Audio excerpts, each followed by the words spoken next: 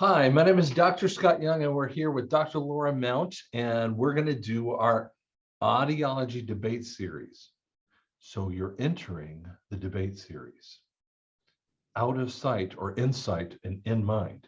So we're gonna have a lot more fun with this. The first one we're going to talk about is taking insurances versus not taking insurances. Coming right up.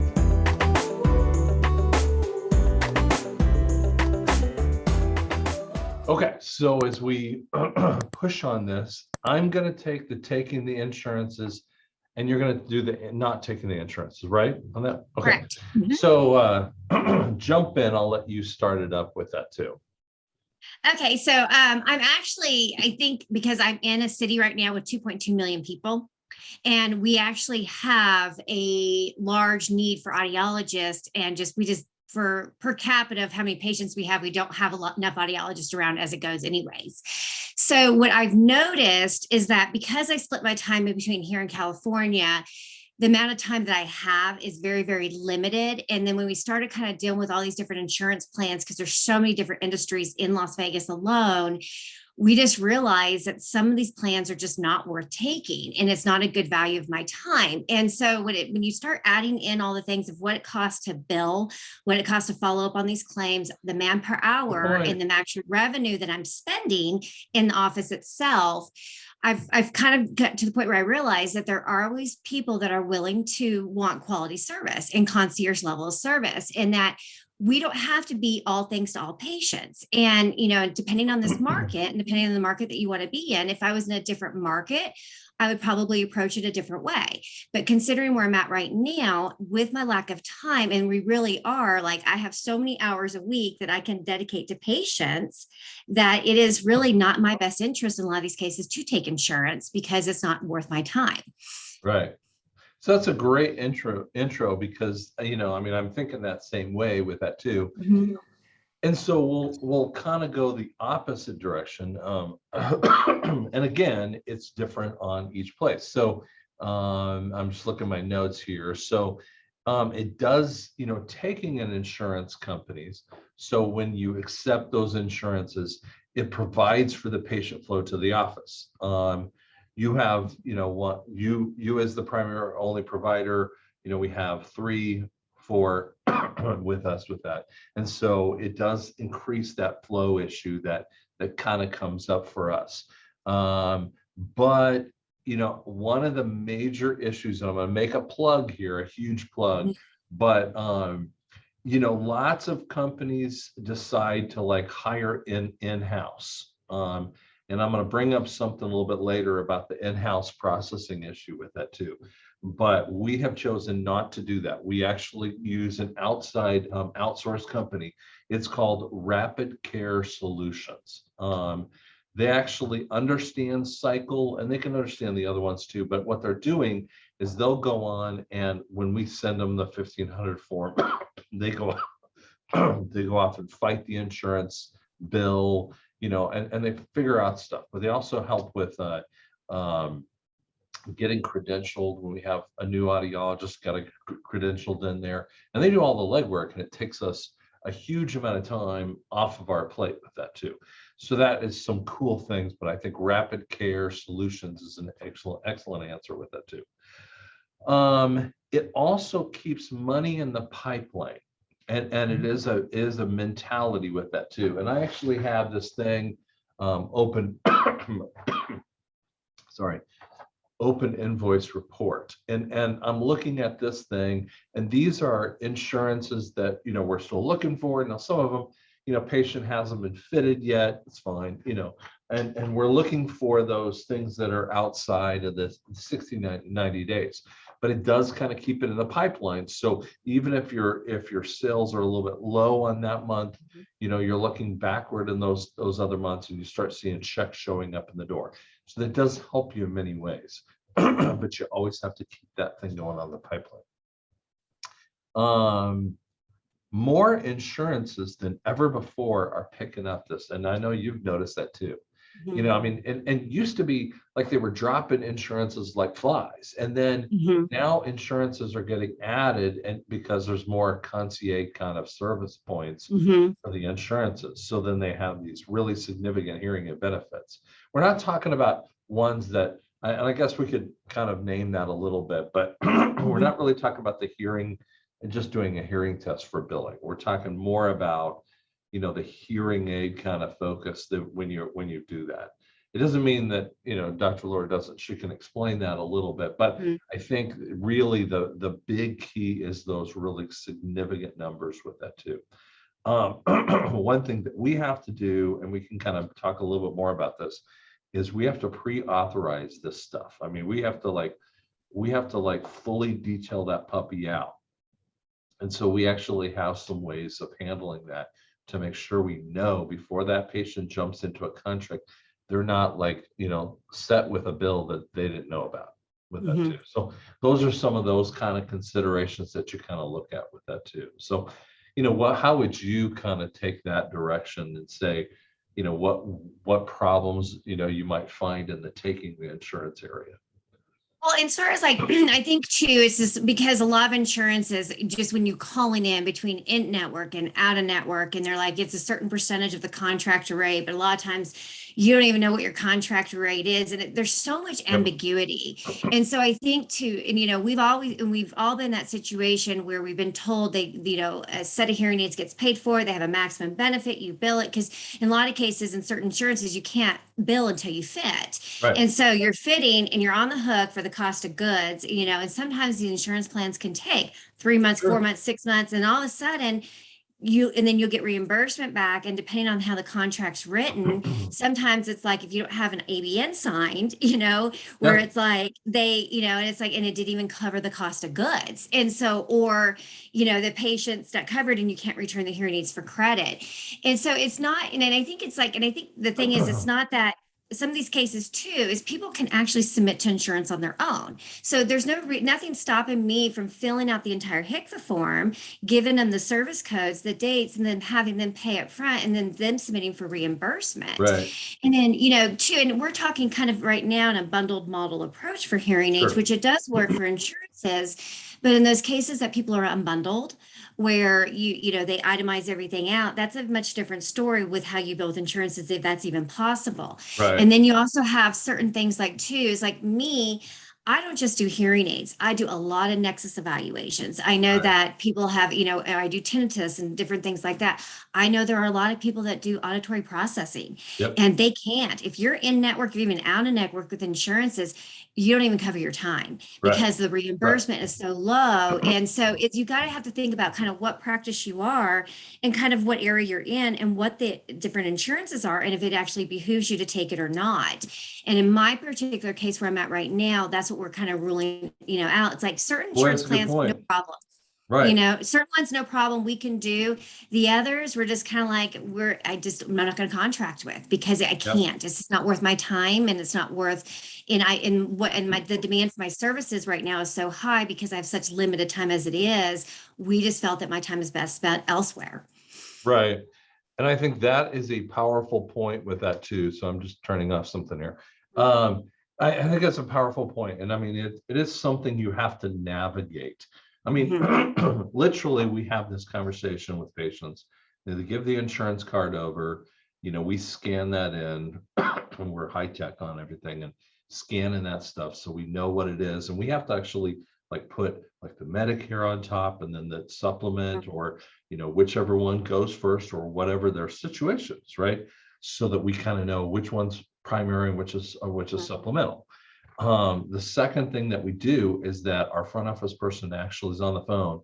And I mean, I got to tell you guys, man, if patients are listening to this, you have no idea Mhm. how annoying those insurances are. They put you on hold. Some of them make you get a pre-conversation, like a code. You get the code, and then you can finally call them back and do this process. There's nothing easy about it. They don't want to make it easy. One of the problems that we see with this issue is the conversation is all about those greedy doctors Mhm. There have been, and what you don't know about insurance processing and how difficult that is that 9% of every dollar that is ever paid by the person, okay, is received by the end user, which means the end provider kind of thing. Mhm. And you go, what? And I have plenty of insurance processing people that tell me this. I mean, insurance provider people that tell me the same thing. They used to be in this, and then they found out there are layers of like 18 dudes on top of them that are taking a piece of that pie. And one of the things that we have to know is what is the top end amount that they will pay for. Mhm. And so you have a contracted rate. You think that Scott's signed a contracted rate or Laura signed a contracted rate. Do you know that I've signed a contract with one insurance process company and signed a contract in 2006? No, something like '08. That's right, Mhm. '08. And in that time frame, they've changed their contract a billion times and never let me re-sign that and say, you know what? I don't want that kind of thing. Right. So they will have like a top end amount based upon a code. Now, people say, well, wait a second, hearing aids have a range from, we always say on the phone that hearing aids are $2,500, $5, 6, $7,000 for a set of them. Mhm. But insurance companies never recognize that. They just say the hearing aid, whether Right. it's a tiny one, a larger one, whatever. And they think that is an updated code. So they come up with these new ICDs. What is it, 12? Isn't that the number? At this point, I don't even can't keep up anymore. I think it's ICD 12. And you think that they're updated. They have not updated hearing aid Right. stuff in a billion years. And Mhm. so, I mean, this is the granimal that we're dealing with. They Mhm. just they're kind of ridiculous on this stuff, but it's a fight that we have to actually do. And Dr. Laura actually made a great point that we have to be their bank. I mean, we're Mhm. essentially being their bank. And then sometimes I just got one that we just had to get sideways with. And I'm brutal with the insurances. Mhm. Because and I give them no quarter with that too. And so I have to do that because they're such jerks on this kind of stuff. Mhm. Okay. So this is like a necessary evil that if you jump into this game, you have to know. And you have to be brutal with these companies.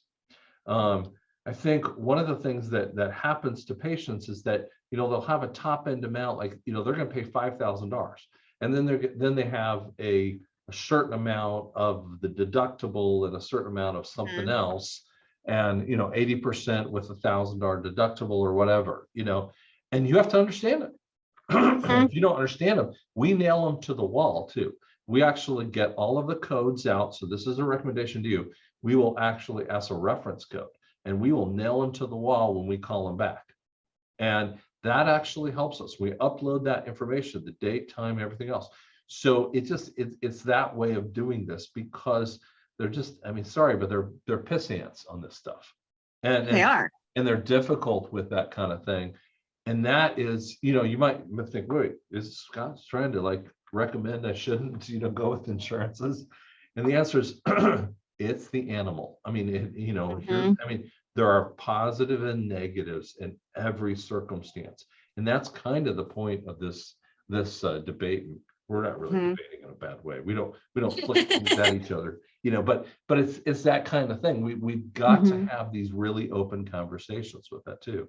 I mean, do you have a statement that you want to say about that kind of stuff? And Or I think too, I mean, just dealing with the insurance in general, it's I'm like I was on with United Healthcare. So for example, and this kind of goes into a third party thing, they have a benefit, but there's like we have to be a network. And I said that doesn't make any sense. I said in network, out of network benefits, it's not usually a blanket amount. Your in network is based off of rate, right? It's a contracted rate. So your in network percentage, and that's why some people, because usually the in network percentage to be a network, you get more referrals sent to you, but you've also negotiated down a lower rate for lower yeah, exactly. reimbursement.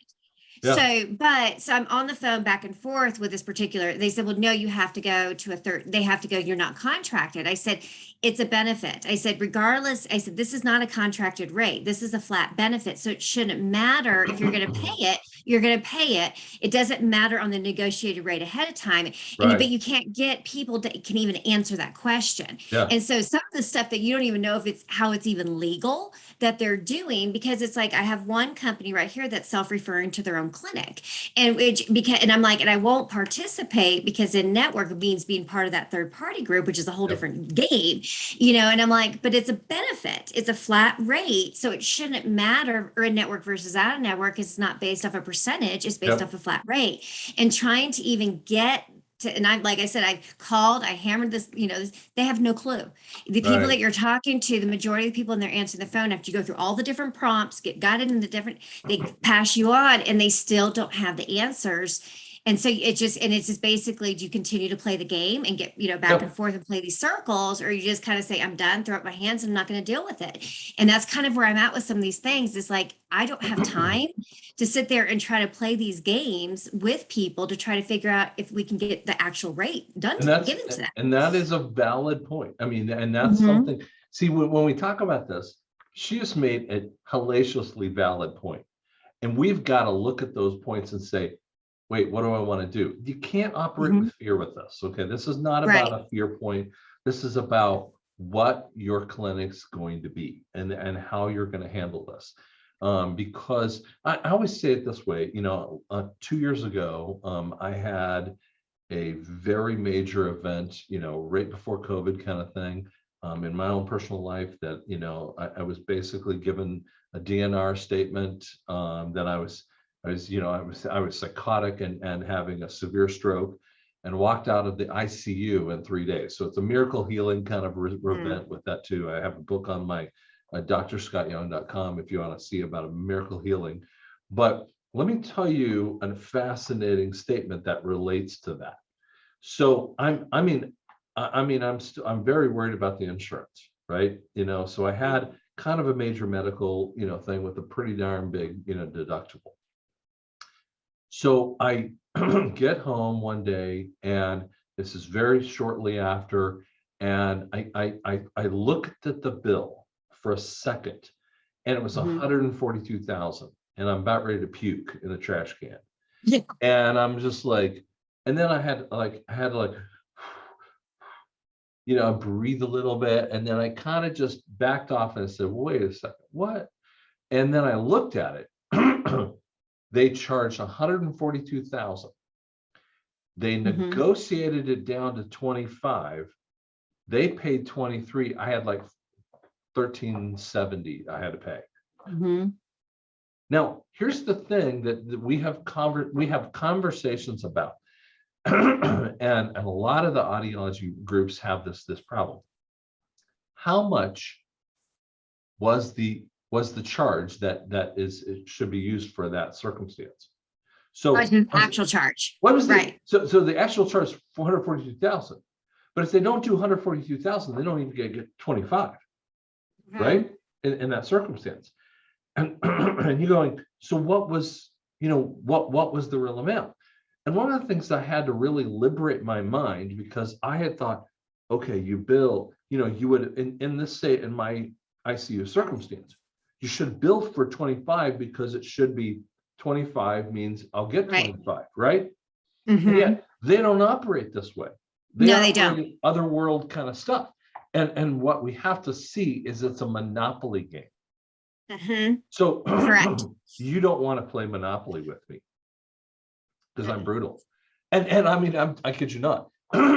Here's the actual rules of Monopoly. So if you have the greens and I have the reds, and you have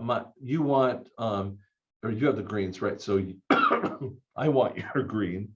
You want my reds, let's say, for instance.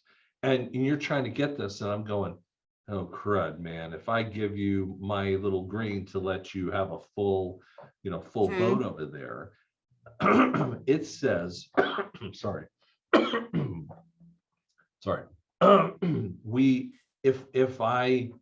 if I'm doing that trade, it says it's supposed to be $350 or whatever you negotiate. right? Mhm. Or best offer in essence, right? And the reality is you're not getting that without paying like $2,000, Right. right? And see, some people like if they play with me, like, that's not right. I'm like, I don't have to do it. Do you see what I'm Right. saying? So Hmm. how much was the real price of that? Right? I mean, that's the same thing we Correct. have to apply. We're playing monopoly rules with these idiots. Right. Um, and I mean, I had a patient that came in one time, and I swear to you, he is chewing me up one side down the other. I billed $230 for the hearing evaluation. He is having a hissy fit. And I said, go to the right-hand side of the page. So I'm just going to show you right down here. Right on the right-hand side of the page, it goes $15. I said, that's what I got. And if I don't bill 235, I don't get 15. Yeah. And he's like, and so you have to learn to play the game. And one of the things that when you Even do, on a patient side too, this is actually a really valid point, because that's what they don't get is that when they do these rates, it's based off of usual and customary for Medicare. And so they bill high because they inflate the prices. This is all insurances to be able to then come down to whatever the contractor rate was. And so when you don't have insurance or you're private pay or you just have catastrophic, what you need to do is call hospitals, call the insurance and say, right, what is your negotiated private pay discount? Because guaranteed it's not legal to bill one insurance company one thing and another insurance company other. You have to bill at the same rate, but everybody has different percentages that they cover.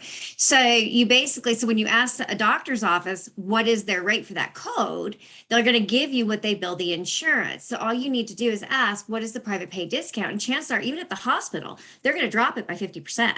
right. And so there's a lot of things that you can do, and just knowing that. But if you don't ask and you don't know going in, you're stuck, especially if you don't have insurance, paying the full amount if you didn't know to negotiate that going in. And see, that's a powerful point. But see, Mhm. insurances say that you can't, offer a private pay rate versus that other one. They'll say that on every single insurance. And I'm like, Right.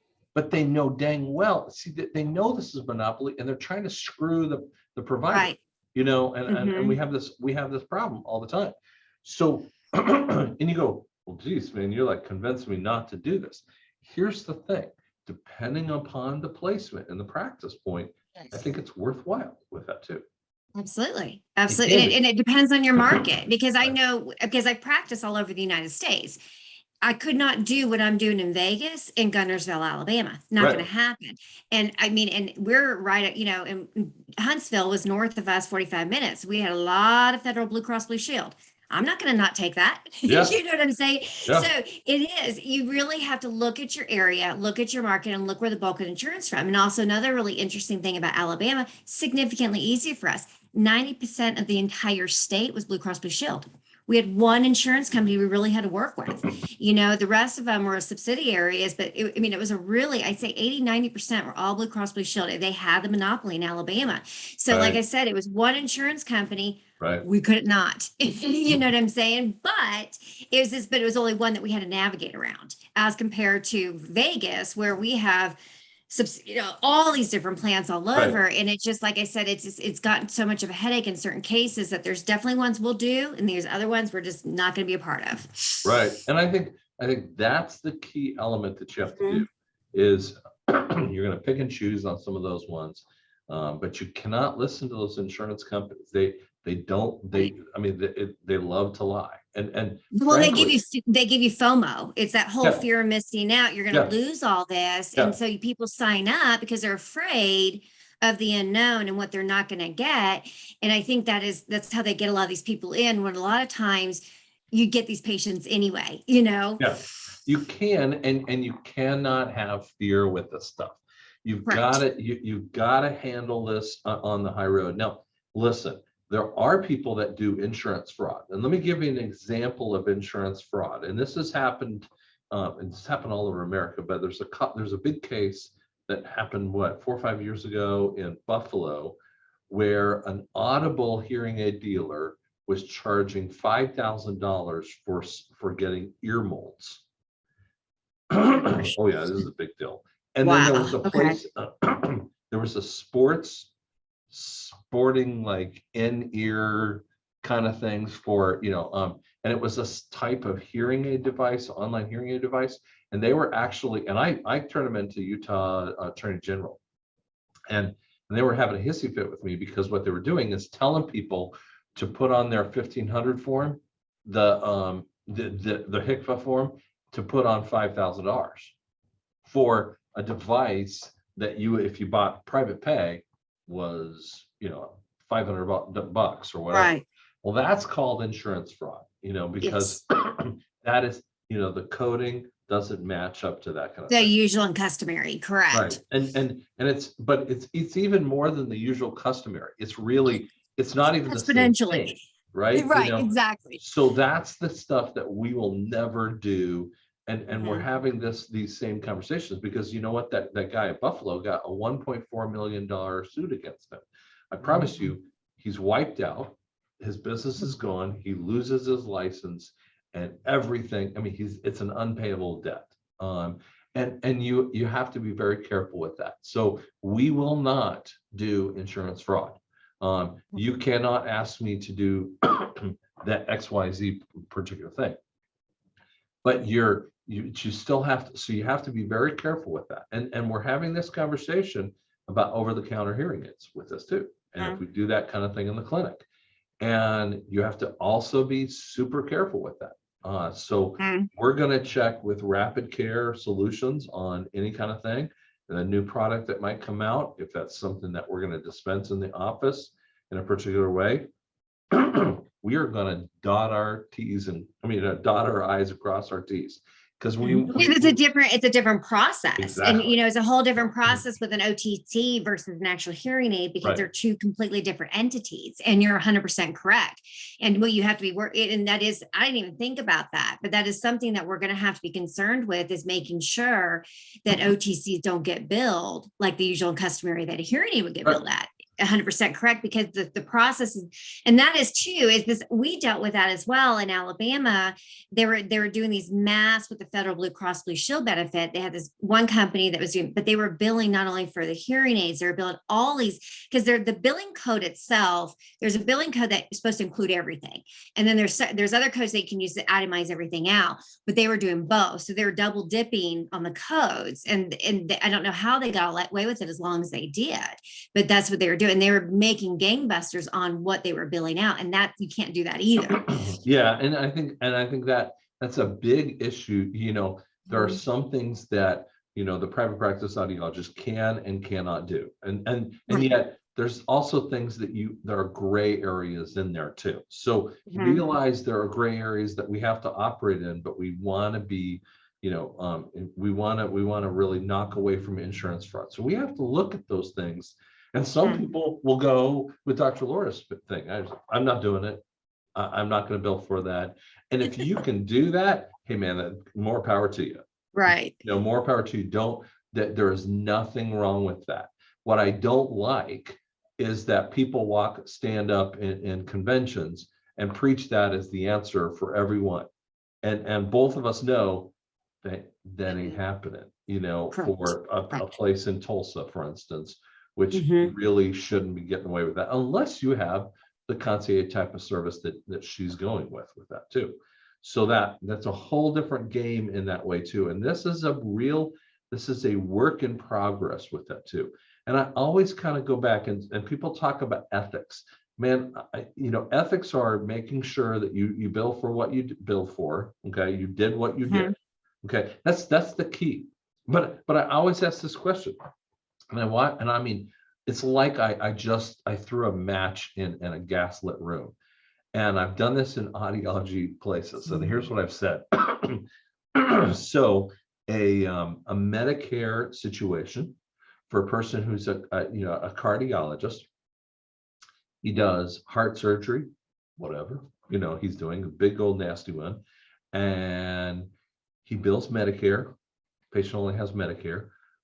Bills out Medicare, let's say $100,000, making up a number, right? Well, with all the little accoutrement points in there, and he gets $60,000. But he's driving a Maserati. You go, was he okay?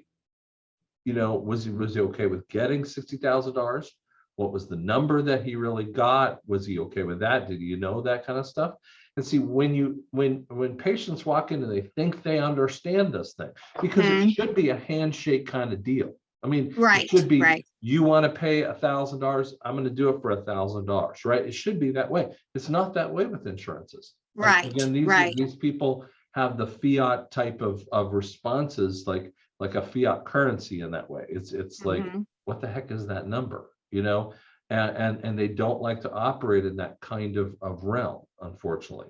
So you have to, like, again, you have to think about this as you're dealing with monopoly game money, okay, and monopoly rules. And once you understand that's what you're operating within, you can be okay with that. Okay. But again, I'm not going to do insurance fraud. So for instance, related to what you just said, is that where some people, one of the big problems that you really have to keep yourself from, let's say we investigated and realized that we should be able to bill for an OTC.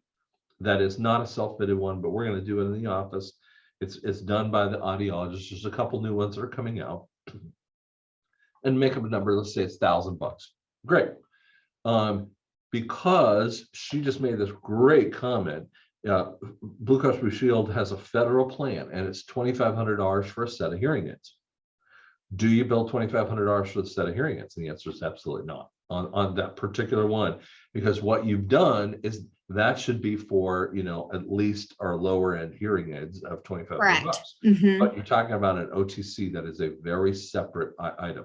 So it definitely would have a much lower number that, and I don't know what that number is. We haven't fully investigated that, but it's not going to be $2,500, because I'm going to turn around and do a $2,500 for another person with real, you know, hearing aids that I'm going to work with. And whether the patient's going to pay something out of pocket or not, whatever that situation is, because they want to upgrade to something better, that's fine. I mean, but those are, you know, there's ways around some of this stuff with that too. But again, document, make sure you have policies to know that kind of stuff too. So I'll give you the last word at that point too. No, I agree. And I think, you know, and my general thumb is like, the way we try to work everything when we're dealing with insurances, I try to get it to where everybody pays the same, regardless if it's a private pay. By the time you work out all the percentages and everything else, I don't want insurance paying me more than my private pay patient. And you can get pretty close. By the time you get pretty good with the rates, you can get pretty close to it. I just want it to be fair and equitable across the board. You know what I'm saying? And it's not, and that's the thing too. It's not fair for something when we know somebody has a really good plan to overbuild that plan to get more to make up for. And that's what some people do too. They'll build this one because they don't have the good insurance. They'll get the full, and then they will make up the difference of the gap with some of the uninsured plan they don't get made as much on. And that's not fair either. But I've seen people do that, you know. And so, like I said, ideally at the end of the day, we want everybody pretty much paying the same for the same level of service. And that's what we're trying to achieve. But I mean, one of the things that we do, is that, you know, we'll have an expected rate. I mean, make up a number. We expect $5,000. The patients should pay $1,300 because that's their deductible, blah, blah, blah, right? So they'll pay we tell them up front, hey, here's the deal. You don't even have the form. It's fine. So we expect, you know, that they would pay up to $5,000, but you're gonna have to pay $1,300, right? So they go, okay. And we think the insurance pays more. I mean, we'll pay about that, whatever, you know, $3,700, right? So the insurance shows up somehow, because what you don't know is that they could have had a surgery that hits in a different time frame, meets their deductible, and so we'll get this thing in, and they pay like $4,700. So we got $1,000 gap right there. Now, here's the problem. My front office person now has told me this very, very consistently, that some people, and I won't say where or what or how or who, but they actually keep the money, and so they'll keep that difference. And I'm like, and so like on her like third day here, you know, I get that same kind of thing. It's $1,000 difference because I put in the check for that $4,700, and I want to show that it shows like a negative $1,000. So I turn around, go into QuickBooks, write a QuickBooks checks for $1,000. and right to the patient, I say, here's the deal. They overpaid what we thought they would do, and Yep, and we realized, absolutely. there you go. And I said, but realize insurances could come back and change their mind within a year, and they might ask for that money back. We're going to pray that they don't do that. Absolutely. And she goes, oh my God, I've never seen one do that. And I'm like, because it's the right thing, right? Look, it is the right thing to do. And that's the whole thing is, and like, or if even like in certain cases where they maybe pay more than I expected, Right. then it's like, so then we'll go through and that's what, it's, and then what I'll end up doing is getting, extra year warranty built into that or do different things. I mean, even if it's a few $100s, if it's something, then it will allow us to, okay, well, if this person needs an extra thing there, then I add it on to that to make up You for it. can't, I mean, That way it's more value. equitable to Right. give the value to it, because if I got paid more than I expected, then I will give that back to the patient some way, somehow. Right. And that's the only right way to do that kind of stuff. So Right. that's the kind of stuff. So audiologists, hey, and patients, you now you see the inside of that little thing. Mhm. And it is a difficult cage. It's not like a linear one choice or the other that is, Mhm. this is ethical and that's unethical. No, you have to have ethics on both sides of this fence, but know Mhm. what you're doing, and then Correct. stop beating people up that take insurances or don't take insurances, Mhm. right? Exactly. Stop. It's all on the market. Right. So, So let's chill on that kind of stuff too. So I hope that helps you with insurances. And we thanks for doing that. Just subscribe on the bottom, and you can kind of leave a couple comments with that too. So thanks so much.